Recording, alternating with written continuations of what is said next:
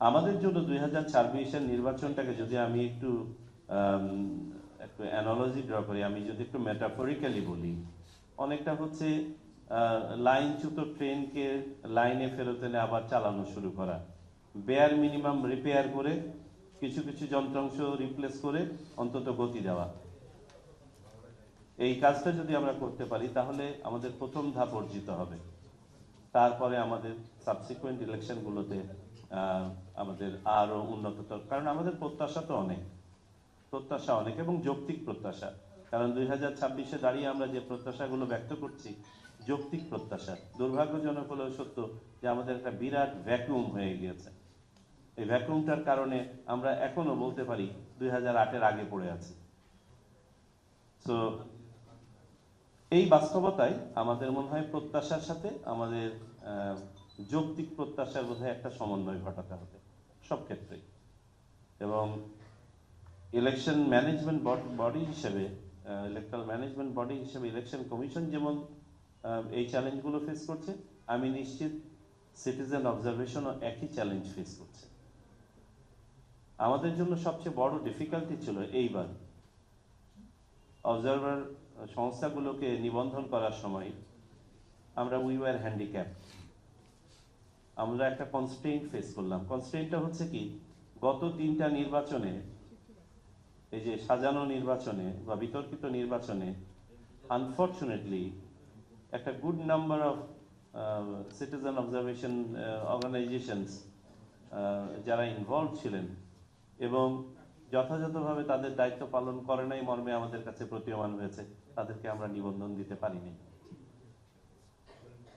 এটা আমাদের একটা কনস্ট্রেইন ছিল।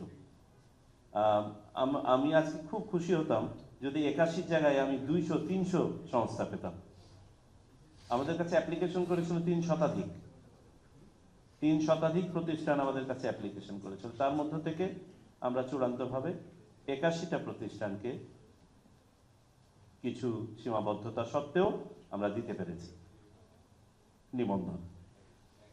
আমরা আশা করি আমরা এই 81টাকে হারাবো না ভবিষ্যতে, এবং আপনারা বস্তুনিষ্ঠভাবে আপনাদের দায়িত্ব সম্পাদন করবেন এবং ভবিষ্যতে আমাদের এই স্পেসটাকে গ্রো করতে হবে। কারণ আপনারা একটা সুষ্ঠু সুন্দর নির্বাচনের অত্যন্ত এসেনশিয়াল একটা পার্ট,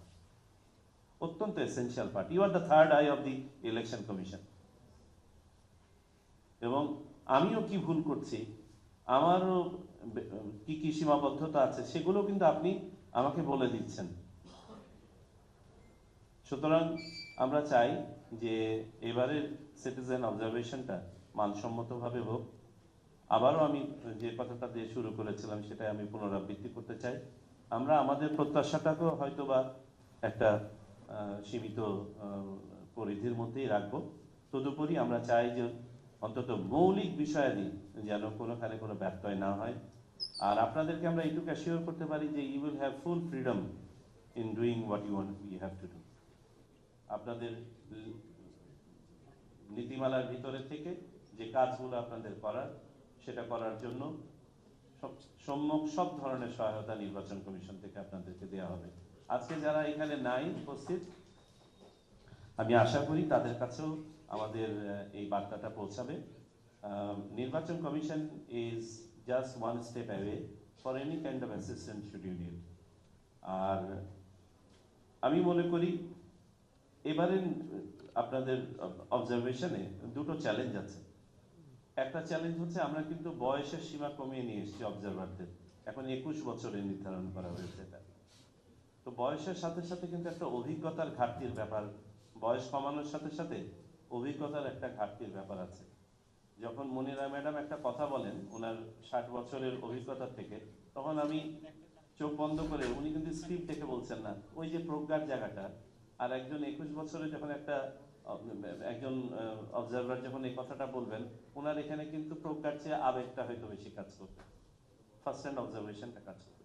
তো আপনাদের কিন্তু এখানে একটা চ্যালেঞ্জ আমি দেখতে পাচ্ছি যে how do you make this people on board, এক। আর 2 নম্বর চ্যালেঞ্জটা হচ্ছে আমার মনে হয় রেট্রোস্পেকশনের চেয়ে ইন্ট্রোস্পেকশন করতে হবে বেশি আমাদের observer অর্গানাইজেশনগুলোকে। Where did we go wrong as observer organizations in last 3 elections? আমাদের কি আর কিছু করণীয় ছিল? From preventing the happenings that had happened, আমরা কি আর কিছু করতে পারতাম? আমরা অবজারভার অর্গানাইজেশন গুলো তো বেশ কিছু they enjoy some kind of immunity as well. আমরা এই ইমিউনিটিটাকে ব্যবহার করে কি আমরা আরেকটু কন্টেস্ট করতে পারতাম, আরেকটু চ্যালেঞ্জ করতে পারতাম স্ট্যাটাস কো? আমার মনে হয় এই সোল সার্চিংটারও দরকার আছে, ইন্ট্রোস্পেকশনেরও দরকার আছে।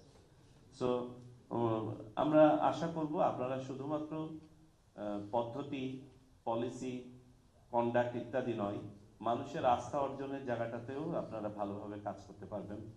অন্তর্ভুক্তিমূলক নির্বাচনের জন্য আমরা যে সেগমেন্টগুলোকে আমরা অ্যাটেনশন ড্র করার চেষ্টা করছি, আমাদের ফার্স্ট টাইম ভোটার্স যারা দীর্ঘদিন ভোট দিতে পারেন নাই, তাদের মাঝে একটা আস্থার আবহ তৈরি করা, আমাদের নারী ভোটারদের বিশেষ করে এই যে আমি কিছুক্ষণ পরে সংশ্লিষ্ট মন্ত্রণালয়ের কর্তা ব্যক্তিদের সাথে মিটিং করব, নারী এবং শিশু বিষয়ক মন্ত্রণালয়, যে কিভাবে আরো বেশি বেশি করে তাদের সম্পৃক্ততা বাড়ানো যায় ভোট কার্যক্রমে। Rightly pointed out by my friend, আমাদের প্রতিবন্ধীদের ভোট কেন্দ্রে নিয়ে আসা, ক্ষুদ্র নৃগোষ্ঠী, আমাদের মাইনরিটিস তাদেরকে নিয়ে আসা, ফ্রিঞ্জ ল্যান্ডে যারা প্রান্তিক জনগোষ্ঠী, আর্থিকভাবে প্রান্তিক, তাদেরকে কিভাবে নিয়ে আসা যায়, আমাদের দূর দূরান্তে কর্মরত শ্রমিক ভাইরা যারা অন্য কোনো বিকল্প ব্যবস্থায় ভোট দেওয়ার পদ্ধতি এখন আমরা অবলম্বন করতে পারি নাই, তাদেরকে কিভাবে সম্পৃক্ত করা যায়, এই সব বিষয়গুলো আপনাদের মাধ্যমে যেন আমরা একটা সহায়তা পেতে পারি। চলুন আমরা সবাই মিলে আমাদের অল কনসিকুয়েন্সিয়াল ইলেকশন অফ 2026 এটাকে যেন আমরা সার্থক করি। আপনাদের সবার সহযোগিতা কামনা করছি।